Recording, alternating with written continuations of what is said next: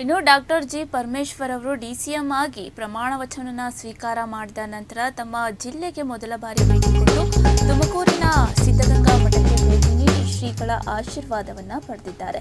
ಸಿದ್ಧಗಂಗಾ ಶ್ರೀಗಳ ಆಶೀರ್ವಾದ ಪಡೆದಂತಹ ನೂತನ ಡಿಸಿಎಂ ಪರಮೇಶ್ವರ್ ಅವರು ಸಂಪ್ರದಾಯದಂತೆ ಯಾವುದೇ ಶುಭ ಕಾರ್ಯ ಮಾಡುವಾಗ ಸಿದ್ಧಗಂಗಾ ಮಠಕ್ಕೆ ಭೇಟಿ ಕೊಡುವಂಥದ್ದು ನಮ್ಮ ಸಂಪ್ರದಾಯ ಅಂತ ಈ ಸಂದರ್ಭದಲ್ಲಿ ಪರಮೇಶ್ವರ್ ಹೇಳಿಕೆಯನ್ನು ಕೊಟ್ಟಿದ್ದಾರೆ.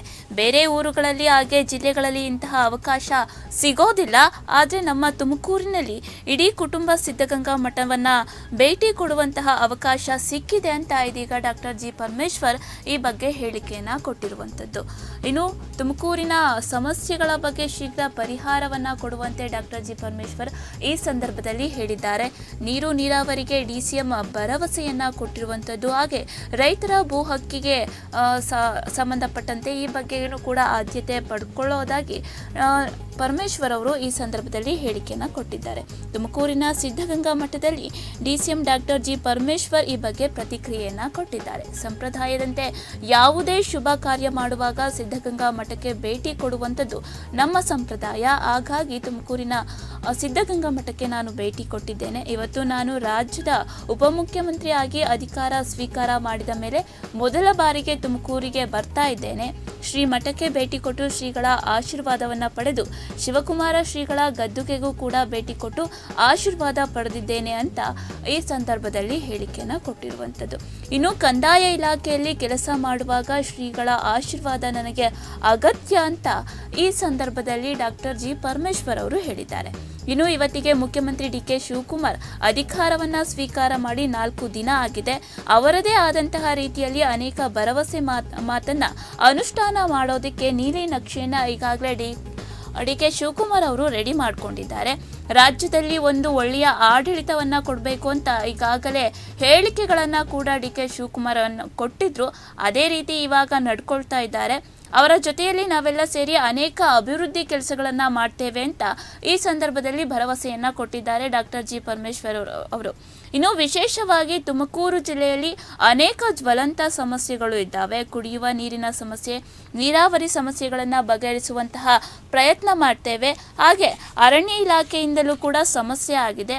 ಅದನ್ನು ಕೂಡ ಬಗೆಹರಿಸುವಂತಹ ಕೆಲಸ ಆದಷ್ಟು ಶೀಘ್ರವಾಗಿ ಮಾಡುವಂತಹ ಪ್ರಯತ್ನ ಮಾಡ್ತೇನೆ ಅಂತ ಡಾಕ್ಟರ್ ಜಿ ಪರಮೇಶ್ವರ್ ಈ ಬಗ್ಗೆ ಸ್ಪಷ್ಟನೆಯನ್ನು ಕೊಟ್ಟಿದ್ದಾರೆ. ಇನ್ನು ಆದಷ್ಟು ಬೇಗ ಕಾಮಗಾರಿಗಳನ್ನು ನೀಡುವಂತಹ ಕೆಲಸವನ್ನು ಕೂಡ ಮಾಡ್ತೇನೆ. ಕಂದಾಯ ಇಲಾಖೆಯಲ್ಲಿ ಪರಮೇಶ್ವರ್ ಅವರ ವಿಷನ್ ಏನು ಎಂಬ ವಿಚಾರಕ್ಕೆ ಸಂಬಂಧಪಟ್ಟಂತೆಯೂ ಕೂಡ ಈ ಸಂದರ್ಭದಲ್ಲಿ ಡಾಕ್ಟರ್ ಜಿ ಪರಮೇಶ್ವರ್ ಅವರು ಮಾತನಾಡಿರುವಂಥದ್ದು. ಕಂದಾಯ ಇಲಾಖೆಯಲ್ಲಿ ಪ್ರತಿಯೊಬ್ಬ ರೈತನಿಗೂ ಕೂಡ ಭೂಮಿ ಬಹಳ ಮುಖ್ಯವಾಗಿದೆ. ಹಾಗಾಗಿ ನಮ್ಮ ರಾಜ್ಯದಲ್ಲಿ 97 ಲಕ್ಷ ರೈತರಿಗೂ ಕೂಡ ಅವರಿಗೆ ಆದಂತಹ ಸಮಸ್ಯೆಗಳಿದ್ದಾವೆ. ಆ ಸಮಸ್ಯೆಗಳನ್ನೆಲ್ಲ ಬಗೆಹರಿಸುವಂತಹ ಕೆಲಸ ಮಾಡ್ತೇನೆ. ಇನ್ನು ನನ್ನದೇ ಭೂಮಿ ಅಂತ ಹಕ್ಕನ್ನು ಕೊಂಡುವಂಥದ್ದು ಬಹಳಷ್ಟು ಕಡೆ ಈ ವಿಚಾರಕ್ಕೆ ಸಂಬಂಧಪಟ್ಟಂತೆ ತೊಂದರೆಗಳಾಗಿವೆ. ಈ ವಿಚಾರಕ್ಕೂ ಕೂಡ ನಾನು ಆದಷ್ಟು ಬೇಗ ಪ್ರಾಬ್ಲಮ್ನ ಸಾಲ್ವ್ ಮಾಡುವಂತಹ ಸ್ಪಷ್ಟನೆಯನ್ನು ಕೊಟ್ಟಿರುವಂಥದ್ದು ಡಾಕ್ಟರ್ ಜಿ ಪರಮೇಶ್ವರ್ ಅವರು. ಹಾಗೆ ಇಲಾಖೆ ಒಳಗಡೆ ಕೂಡ ಅನೇಕ ಸಮಸ್ಯೆಗಳಿವೆ ಅಂತ ಈ ಸಂದರ್ಭದಲ್ಲಿ ಹೇಳಿದ್ದಾರೆ. ನಮ್ಮ ಸಿಬ್ಬಂದಿಗಳಿಗೆ ಪ್ರಮೋಷನ್ ಹಾಗೆ ನೇಮಕಾತಿ ಸಮಸ್ಯೆಗಳು ಕೂಡ ಇದ್ದಾವೆ. ಅವೆಲ್ಲವನ್ನ ಆದ್ಯತೆ ಮೇಲೆ ಬಗೆಹರಿಸುವಂತಹ ಕೆಲಸ ಮಾಡ್ತೇನೆ ಅಂತ ಡಾಕ್ಟರ್ ಜಿ ಪರಮೇಶ್ವರ್ ಅವರು ಹೇಳಿಕೆಯನ್ನು ಕೊಟ್ಟಿರುವಂಥದ್ದು. ಈ ಬಗ್ಗೆ ಮಾತನಾಡಿದ್ದಾರೆ. ಏನು ಮಾತನಾಡಿದ್ದಾರೆ ನೋಡೋಣ. ಎಂದಿನ ಸಂಪ್ರದಾಯದಂತೆ ಯಾವುದೇ ಒಂದು ಶುಭ ಕಾರ್ಯ ಅಥವಾ ಮುಂದಿನ ಶುಭಗಳನ್ನು ನಾವು ಆಲೋಚನೆ ಮಾಡುವಾಗ ಸಿದ್ಧಗಂಗಾ ಮಠಕ್ಕೆ ಭೇಟಿ ಕೊಡ್ತಕ್ಕಂಥದ್ದು ನಮ್ಮ ಸಂಪ್ರದಾಯ.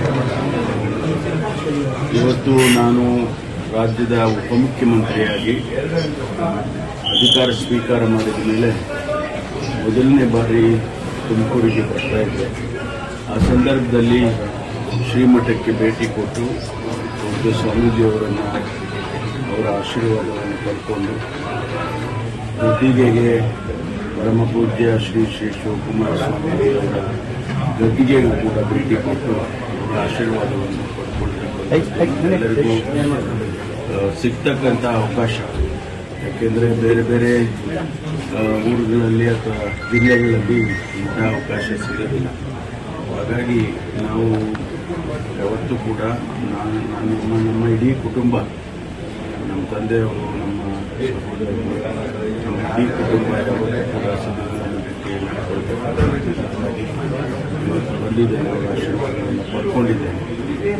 ಮುಂದಿನ ದಿನಗಳಲ್ಲಿ ರಾಜ್ಯದ ಈ ಹೊಸ ಇಲಾಖೆ ಅನ್ವಯಿಸುತ್ತಿರ್ತಕ್ಕಂಥ ಕಂದಾಯ ಇಲಾಖೆಯಲ್ಲಿ ಕೆಲಸ ಮಾಡುವಾಗ ಇವರ ಆಶೀರ್ವಾದ ಅಗತ್ಯ ಅಂತ ಹೇಳಿ ನಾನು ಭೇಟಿ ಮಾಡಿದೆ. ಇವತ್ತು ಮಾನ್ಯ ಮುಖ್ಯಮಂತ್ರಿಗಳು ಮಾನ್ಯ ಶಿವಕುಮಾರ್ ಡಿ ಕೆ ಶಿವಕುಮಾರ್ ಅವರು ಅಧಿಕಾರ ಸ್ವೀಕಾರ ಮಾಡಿ ಬಹುಶಃ 4 ದಿವಸ ಆಗಿದೆ.